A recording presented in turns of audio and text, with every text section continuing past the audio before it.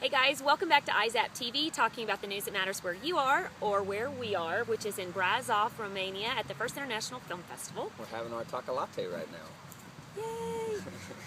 Because in true fashion, we went out yet again. And I don't know about you, I'm getting too old. I won't admit to that yet. Well, yesterday was a very full day for us because we started out with a short film called Once Upon a Bench. Once Upon a Bench out of France. And I loved this short. It was very powerful for me.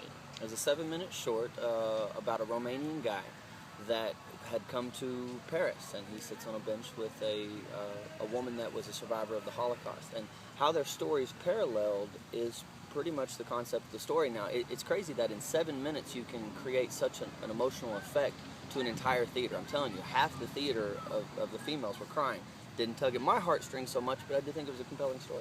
Well, the part that really got to me was that at the end of the film, there is a bird that the woman goes to see each spring, and it makes her sad that the bird can't see the sun, and the young man pulls out a mirror and is able to flash the sun up at the bird in its gilded cage, and so to bring happiness to it. So both of these two people who had such tragic stories, and they had and took time at another creature who both the Romanian woman, the Romanian man, the survivor of the Holocaust, and the bird, they all had parallel stories of at one time being caged. The Romanian was a survivor of the Romanian Revolution, where during a communist time, the Romanian government came and took away his family's property. And they took a bulldozer and bulldozed down their house with his family inside, and it cut off the electricity. And his father was hooked to a respirator, and without electricity, his father couldn't breathe, and therefore he passed away. The survivor of the Holocaust, the only reason that she survived the Holocaust was because of a generous Romanian family that took her in during that time. And so, because she was an orphan, their stories kind of intertwined, and you could see them both feeling for the bird that on the first day of spring was locked up in this cage and couldn't see the sun. But I really did like the mirror and how he shined it up there to give the bird a little bit of sunlight. And we are working on hopefully getting that short onto the website so that you guys can enjoy it as well. And then last night we had our second film in actual competition. We got to see Zoe by Giuseppe Varlata. He wrote, directed it, and produced it.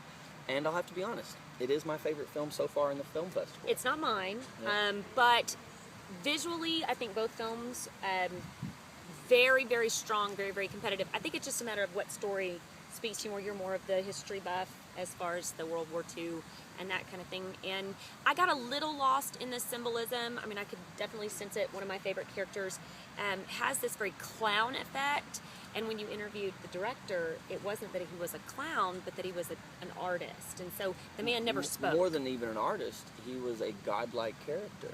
And he just seemed to always be, the character's name is Dado, and he always seemed to be in the right place at the right time for whatever person's needs needed to be met. And it looks like he's always doing this kind of like an autistic way of doing things, but in talking to the director, he said he's kind of like a godlike character that's painting out what is to come next. And I really did enjoy that. Now, what I'm so impressed by in both of the films that we've seen in competition are the children actors that they've used. The boy from yesterday, 10 years old, was amazing, and the girl from yesterday, Monica Manna, it was her first film, 10-year-old girl, and she was compelling to watch. I wanted more shots of her. I mean, she did an amazing job. She did, and it was, again, very moving, talking about World War II and just the situations of poverty and how war affects families. Absolutely. In general, people are getting dispersed away from each other, can't find their mothers, their father, and the only weak part of the film, I believe, were the actors cast for the Germans. The German soldiers? And they just didn't read well. They need to call Diana for their makeup next time, their special effects makeup. But other than that, I thought it was spot on. It was a great storytelling. And getting to meet the actual director, writer, producer of the film, very and watching passionate him be about his work. Absolutely, that's exciting too, to get to again watch somebody, get to see the reaction of everybody in the theater, and getting to introduce the film. And this film has been on the circuit now for a couple of years and has won several awards in several different festivals. And we definitely will be having the trailer for this on the website for you guys to see that. I was able to interview him before seeing the film and also after, and he says that he could see a physical transformation in my face to seeing it, and I believe he is right. It was a moving film, and I did enjoy talking to him more about it after seeing it myself, because I felt as passionate about it as he was. So. And hopefully maybe you'll get to come to Italy and I'm possibly okay with that. We're definitely always trying to get into the next project. But tonight, the competition does continue, and what's the film that we're going to see tonight? The film we're seeing tonight is called David and Kamal. It's an Israel/USA film made in 2011, and the director's name is Kakuo Kawasaki. And so this is our first USA submission, even though it is a co-op, Israel and USA. And then, of course, the Piazza is going to be showing Midnight in Paris. Yes. And so once again, this festival is bringing to... So this was something that I learned yesterday, or the last couple days rather, that there's only one cinema in all of Brasov. But since the festival has been introduced to the community, there are now plans for 7 other cinemas. But if you think about it, if there's only the one, there's a limited amount of films that they're probably exposed to. So the fact that the films are being brought here and shown for free, and again, the weather is beautiful, people can just enjoy it. Today's Sunday, so there are lots of people already out today. So I'm excited about getting out there and checking out the city myself. I haven't had a chance to see a film in the plaza yet, because those are the ones that are out of competition. We've pretty much just been watching the films in competition.